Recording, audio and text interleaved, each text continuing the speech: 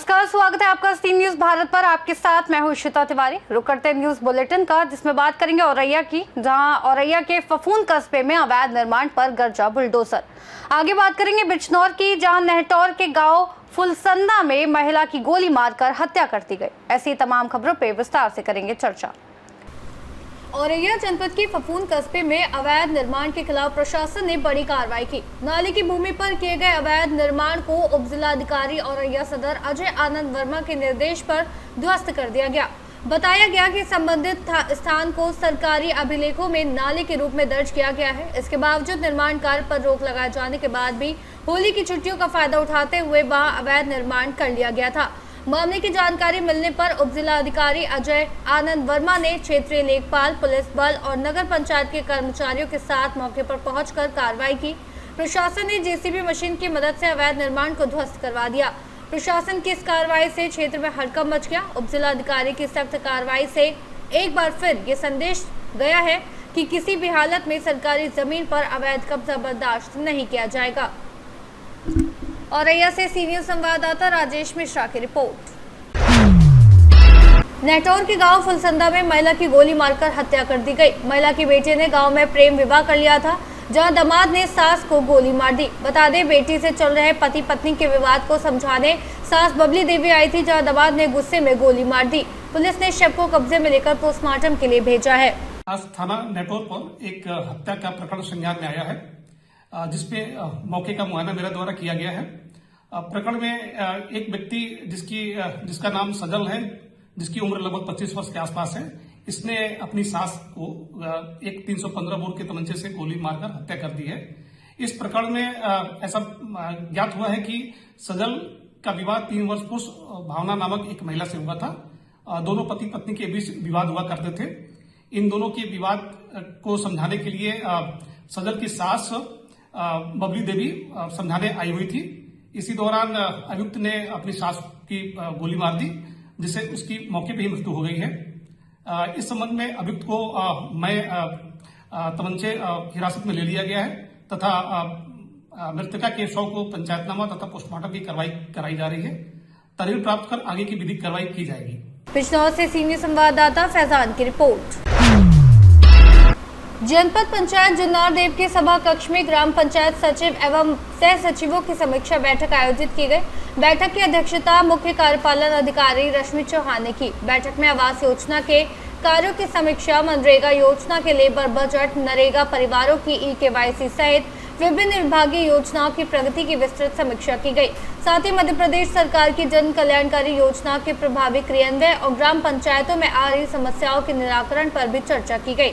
समीक्षा बैठक के पश्चात होली मिलन समारोह का आयोजन किया गया, जिसमें अधिकारियों व कर्मचारियों ने एक दूसरे को रंग गुलाल लगाकर होली की शुभकामनाएं दी। इस अवसर पर मुख्य कार्यपालन अधिकारी रश्मि चौहान के साथ शोभित श्रीवास्तव, अमित दुबे, कैलाश गोहिया सहित समस्त ग्राम पंचायतों के सचिव एवं सह सचिव उपस्थित रहे। जुन्नारदेव छिंदवाड़ा से सी न्यूज संवाददाता वीरेंद्र अग्रवाल की रिपोर्ट। महाराष्ट्र के मुख्यमंत्री देवेंद्र फडणवीस ने सत्र के दौरान अहिल्याबाई होलकर के नामों पर किसान के कर्ज माफ करने की घोषणा की। उन्होंने कहा कि नियमित रूप से कर्ज चुकाने वाले किसानों को सरकार की ओर से 50,000 रुपए की सहायता दी जाएगी। हालांकि किसानों का कहना है कि खेती की उपज उन्हें गारंटीड कीमत पर बेचने का अवसर नहीं मिल पा रहा है। किसानों ने सरकार से कपास, मक्का, सोयाबीन और प्याज जैसी प्रमुख फसलों पर विशेष ध्यान देने की मांग की है। किसानों ने ये भी मांग की कि खानदेश में तापी नदी और अन्य नदियों पर बन रहे अधूरे बांधों का निर्माण जल्द पूरा किया जाए, ताकि सिंचाई व्यवस्था बेहतर हो सके और किसानों को इसका लाभ मिल सके। आज आपल्या राज्याचे मुख्यमंत्री देवेंद्र फडणवीस साहेबांचं आम्ही क्रांतिकारी शेतकरी संघटनेच्या माध्यमातून स्वागत व अभिनंदन करतो। शेतकऱ्यांना अहिल्यादेवीच्या नावाने कर्जमाफी जी घोषित केली आणि नियमित कर्जदारांना 50,000 रुपयाची जी मदत जाहीर केलेली आहे, याचा आम्ही अधिवेशनात दिलेली घोषणा खरोखर प्रेरणादायक व शेतकऱ्यांना आशादायक आहे। या घोषणाची फसवेगिरी नको व्हायला पाहिजे, कारण की बऱ्याच योजना त्या कागदावर आहेत, कागदाची घोषणा कागदावर राहते। त्यासाठी समिती न नेमता सरळ सरळ शेतकऱ्यांच्या जून महिन्यापर्यंत शेतकऱ्यांच्या कर्ज खात्यात कर्जदार शेतकऱ्यांना त्याचा लाभ व्हायला पाहिजे। दुसरी गोष्ट, आमच्या खानदेशमध्ये जळगाव, धुळे, नंदुरबारमध्ये जे तापी नदी आणि इतर नदीवर जे प्रकल्प आहेत धरणाचे, ते अपूर्ण अवस्थेत आहेत। आमचे सुलवाडे जामफळ धरण 80% काम झालेलं आहे, त्याचं काम पूर्णत्वास नाही आहे. आमच्याकडे सहकार संस्था अंतर्गत सहकारी साखर कारखाना सूत गिरण्या या बंद अवस्थेत आहेत. त्याला उत्तर महाराष्ट्रासाठी वेगवेगळे पॅकेज देऊन त्याला पुनर्जीवित करण्यासाठी आपण लक्ष घालावे. आणि बेरोजगारीचा जो प्रश्न आहे आमचा आणि रेल्वे इंदूर मनमाड रेल्वे मार्ग तील शेतकऱ्यांना न्याय मिळाला पाहिजे, ही आम्ही आपल्याकडून आशा बाळगतो. वंदे मातरम. दिल्ली से सीनियर संवाददाता नीलेश परदेशी की रिपोर्ट। खबर गोंडा से है, जहां मोरंग व्यवसायी अंकित यादव अपहरण मामले में पुलिस ने बड़ी कार्रवाई की है। अपहरण करने वाले बदमाशों और पुलिस के बीच मुठभेड़ हुई, जिसमें 2 आरोपी गिरफ्तार किए गए। पुलिस मुठभेड़ में विकास मिश्रा और सौरभ दुबे को गिरफ्तार किया गया।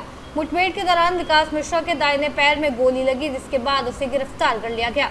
पुलिस ने आरोपियों के कब्जे से 2 अवैध तमंचे, एक मोटरसाइकिल और 58,000 रुपए नकद बरामद किए हैं। बताया जा रहा है कि 2 मार्च को विकास मिश्रा ने थार गाड़ी लेने के उपलक्ष्य में पार्टी देने के बहाने अंकित यादव को अपनी गाड़ी में बिठाया और साथियों के साथ मिलकर उसका अपहरण कर लिया था।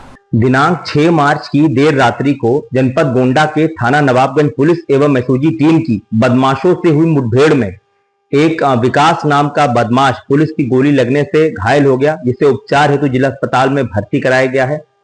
साथ ही उसका अन्य साथी सौरभ, वो भी मौके से गिरफ्तार किया गया है। इन दोनों बदमाशों के द्वारा अपने कुछ अन्य साथियों के साथ मिलकर करीब 4 दिन पूर्व थाना नवाबगंज क्षेत्र अंतर्गत एक व्यक्ति का अपहरण कर उससे 2 लाख रुपए वसूले थे तथा और 3 लाख रुपए की मांग की जा रही थी, जिसकी सूचना पुलिस को मिलते ही पुलिस द्वारा जब घेराबंदी करने का प्रयास किया गया तो अपहृत को मौके पर छोड़कर बदमाश फरार हो गए थे। इस घटना के संबंध में थाना नवाबगंज पर गंभीर धाराओं में मुकदमा पंजीकृत कर कुल 4 टीमों का गठन घटना के अनावरण और बदमाशों की गिरफ्तारी के लिए किया गया था, जिसके क्रम में आज देर रात मुठभेड़ के दौरान दोनों बदमाश गिरफ्तार हुए हैं, जिनके कब्जे व निशानदेही से एक मोटरसाइकिल, अवैध तमंचा, जिंदा व खोखा कारतूस तथा लूट के कुल 58,000 रुपए नगद बरामद किया गया है। इन दोनों बदमाशों के विरुद्ध जनपद अयोध्या एवं जनपद बस्ती में भी आपराधिक वाद पूर्व में भी दर्ज है। इन दोनों बदमाशों के विरुद्ध थाना नवाबगंज पुलिस द्वारा आवश्यक वैधानिक कार्रवाई की जा रही है। गोंडा से सीनियर संवाददाता मुजीब आलम की रिपोर्ट। खबर जालौन से है, जहां गोंद थाना क्षेत्र में 30 घंटे से लापता एक युवक का शव संदिग्ध परिस्थितियों में सड़क किनारे मिलने से इलाके में सनसनी फैल गई। सूचना मिलते ही पुलिस मौके पर पहुंची और शव को कब्जे में लेकर पंचनामा भरते हुए पोस्टमार्टम के लिए भेज दिया। बताया जा रहा है कि मृतक की मोटरसाइकिल शव से करीब 10 फीट की दूरी पर पड़ी मिली। वहीं मृतक के सीने पर उसका मोबाइल रखा हुआ था और दोनों हाथ भी सीने पर रखे हुए थे, जिससे मामला संदिग्ध प्रतीत हो रहा था। घटना की जानकारी मिलते ही परिजन भी मौके पर पहुंचकर युवक की हत्या किए जाने की आशंका जताते हुए सड़क पर जाम लगाकर विरोध प्रदर्शन किया। पुलिस ने शव को कब्जे में लेकर आवश्यक कानूनी कार्रवाई करते हुए पोस्टमार्टम के लिए भेज दिया है। जालौन से सीनियर संवाददाता निखिल तिवारी की रिपोर्ट। खबर कन्नौज से है, जहां विशनगढ़ क्षेत्र के टीका नगला गांव के पास संदिग्ध अवस्था में एक युवक का शव पड़ा मिला। सूचना पर पहुंचे परिजनों ने युवक को निजी डॉक्टर के पास भर्ती कराया, जहां डॉक्टर ने उसे मृत घोषित कर दिया। मृतक की पहचान सत्यवान के रूप में हुई है, जो हरिहरपुर गांव का निवासी था। परिजनों ने गांव के ही 3 लोगों पर हत्या कर शव डालने का आरोप लगाया है। घटना की सूचना मिलने पर पुलिस मौके पर पहुंची और शव को कब्जे में लेकर पोस्टमार्टम के लिए भेजा। इसके साथ ही 3 संदिग्ध व्यक्तियों को हिरासत में लेकर पूछताछ शुरू कर दी गई है। कन्नौज से सीनियर संवाददाता महेश गौड़ पप्पू की रिपोर्ट।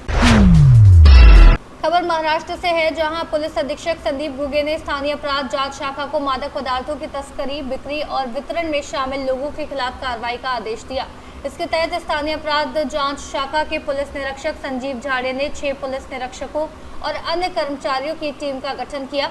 टीम को नशीले पदार्थों के निर्माण और तस्करी में शामिल लोगों की जानकारी जुटाकर कार्रवाई करने का निर्देश दिया गया। टीम ने मौके पर प्रतीक्षा करते हुए इमरान को बुलेट मोटरसाइकिल पर आते हुए देखा और भागने का मौका दिए बिना उसे गिरफ्तार कर लिया। जांच में पता चला कि इमरान ने गांजा जयसिंहपुर के समीर नकाशे से ऊंचे दामों पर बेचने के लिए लाया था।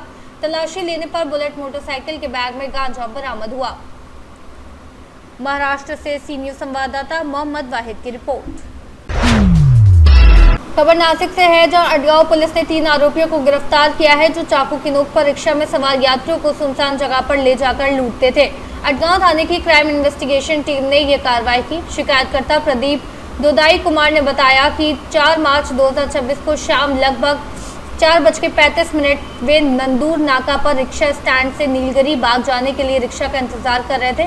उस समय सफेद हुड पहने रिक्शा ड्राइवर ने उन्हें रिक्शा में बैठने के लिए कहा और रवाना किया, लेकिन रिक्शा ड्राइवर और उसके 2 साथी उन्हें रुद्रा फार्म के सामने सुनसान जगह ले गए, जहां चाकू की नोक पर उन्हें पीटा गया और उनका मोबाइल फोन और कैश लूट लिया गया। आरोपियों के पास से एक रिक्शा, एक वीवो मोबाइल फोन, कैश और चाकू बरामद किया गया। इनकी कुल कीमत लगभग 1,20,720 रुपए बताई जा रही है। नासिक से सीनियर संवाददाता अभिजीत कोल्हे की रिपोर्ट।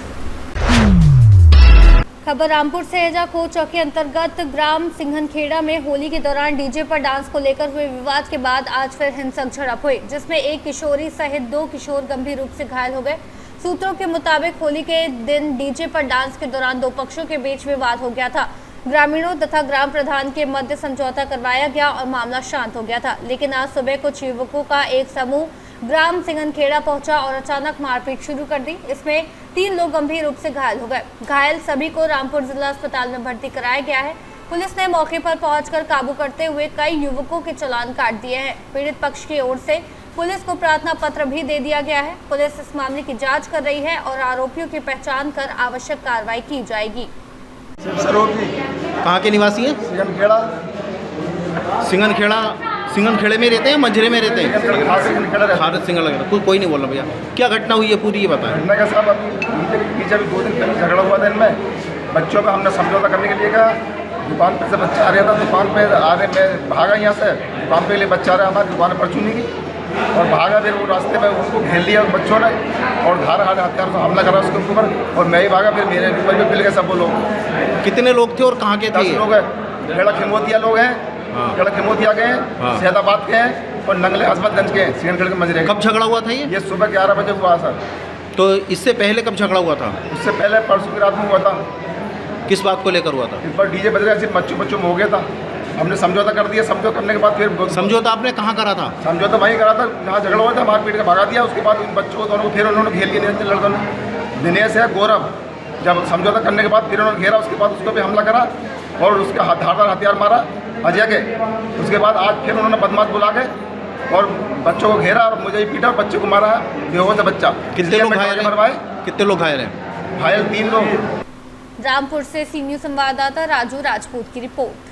फिलहाल के लिए न्यूज बुलेटिन में इतना ही। देश और दुनिया की तमाम बड़ी खबरों के लिए आप देखते रहिए सी न्यूज भारत।